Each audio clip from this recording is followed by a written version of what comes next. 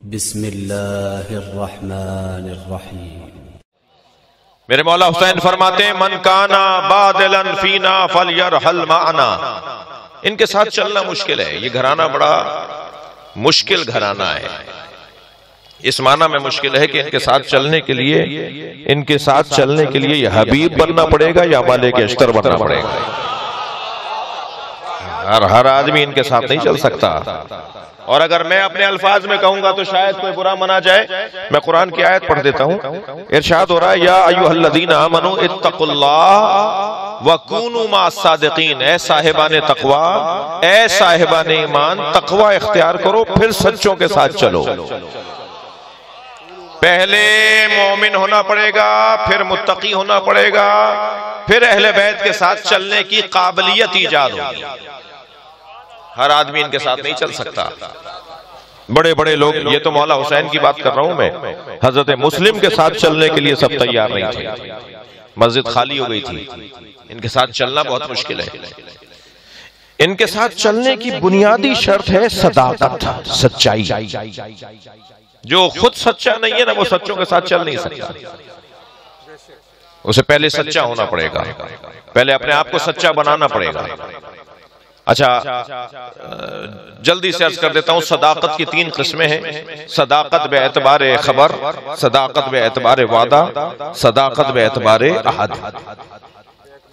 ہاں، صداقت بے اعتبار عہد، جب اللہ سے کیے ہوئے وعدے کو پورا کیا جائے تو اسے عہد کہا جاتا ہے۔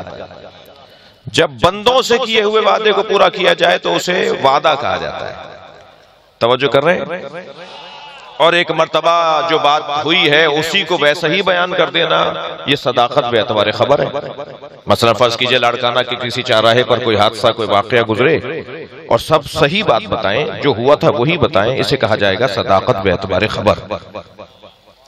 یہ جو سب سے پہلی اور سب سے آسان سچائی ہے نا، وہ لوگ نہیں بول پاتے، وہ بولنا مشکل ہے۔ میں نے لاڑکانہ کے ایک اچھے سے اسٹیشنری کی دکان سے پارکر کا پین خریدا، اپنی جیب میں لگا کے میں ایک صاحب کے گھر گیا۔ تحریر کرتے کرتے میں نے سامنے والی میز پر وہ پین رکھ دیا۔ کچھ دیر کے بعد ایک صاحب آ کے بیٹھے اور انہوں نے وہ پین اٹھا کے اپنی جیب میں لگا لیا۔ میں نے ان سے کہا جی یہ پین میرا ہے، یہ قلم میرا ہے۔ کہنے لگے آپ ہمیں جانتے نہیں ہیں کیا؟ میں نے کہا آپ کوئی بھی ہو، یہ قلم میرا ہے۔ تو وہاں بیٹھے ہوئے کچھ لوگوں کو انہوں نے مخاطب کر کے کہا مولانا کو بتاؤ یہ مجھے جانتے نہیں ہے کہ میں کون ہوں۔ میں نے وہاں بیٹھے ہوئے لوگوں سے کہا بھائی یہ کوئی بھی ہو، پین تو میرا ہے، میرا قلم دلواؤ۔ تو وہاں ایک صاحب بیٹھے تھے، کہنے لگے مولانا قلم تو آپ کا ہے، ہم نے خود آپ کو خریدتے ہوئے دیکھا، مگر آپ دوسرا خرید لیجئے گا، ان سے الجھے نہیں، ان سے الجھیے نہیں۔ بھائی میں دوسرا پین خرید لوں گا، یہ میرا مسئلہ ہے، آپ بھی تو سچ بولیے نا۔ جہاں بھی انسان کا مفاد ٹکرانے لگتا ہے انسان سچ نہیں بولتا۔ اتنا مشکل ہے سچ بولنا، مطابق واقعہ بات کرنا کتنا مشکل ہے۔ عزیزان گرامی، جو مکمل سچا ہو، یعنی خبر کے مطابق بھی سچا ہو، وعدے کے مطابق بھی سچا ہو، اللہ سے کیے ہوئے معاملات کے مطابق بھی سچا ہو، جو مکمل سچا ہو وہی جھوٹوں پہ لعنت کر سکتا ہے۔ اب سمجھ میں آیا کہ مباہلے میں صرف پنجتن کو کیوں لے کر گئے نبی؟ بھائی سچے تو بہت تھے مدینہ منورہ میں، ابو ذر سے زیادہ کوئی سچا ہے؟ زمین اور آسمان نے ابو ذر غفاری سے زیادہ سچا نہیں دیکھا، مگر ابو ذر جھوٹوں پہ لعنت نہیں کر سکتے۔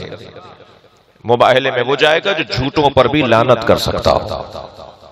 اب جھوٹوں پہ لعنت وہ کر سکتا ہے جو صداقت کا مکمل مجسمہ ہو، اور ایسا مجسمہ ہو کہ کوئی واقعہ نہ گزرے اور یہ کہہ دے تو واقعہ ہو جاتا ہے۔ بھائی میں لفظ بہتر کرنے جا رہا ہوں، آپ کے سامنے واقعہ پہلے گزرا، آپ نے آ کر بعد میں بتایا، ایسا ہوا ویسا ہوا، آپ نے آ کر بتایا، دوسرے نے کہا انہوں نے آدھی بات سچی کی ہے، آدھی بات انہوں نے جھوٹ بولا ہے۔ لیکن اگر کوئی مطابق خبر واقعہ سنائے تو اسے صادق کہا جاتا ہے۔ پہلے خبر گزرتی ہے پھر سنائی جاتی ہے، پہلے واقعہ بنتا ہے پھر خبر بنتی ہے۔ میں اور آپ جس کے دروازے پر بیٹھے ہیں، ہم جن ہستیوں کے گھر پہ بیٹھے ہیں نا، وہ پہلے بولتے ہیں، خبر بعد میں بنتی ہے۔ تمہارے کپڑے درزی کے پاس ہیں، कोई कपड़े दर्जी के पास नहीं थे, फातिमा ने कहा है तो जन्नत से दर्जी बनकर आए।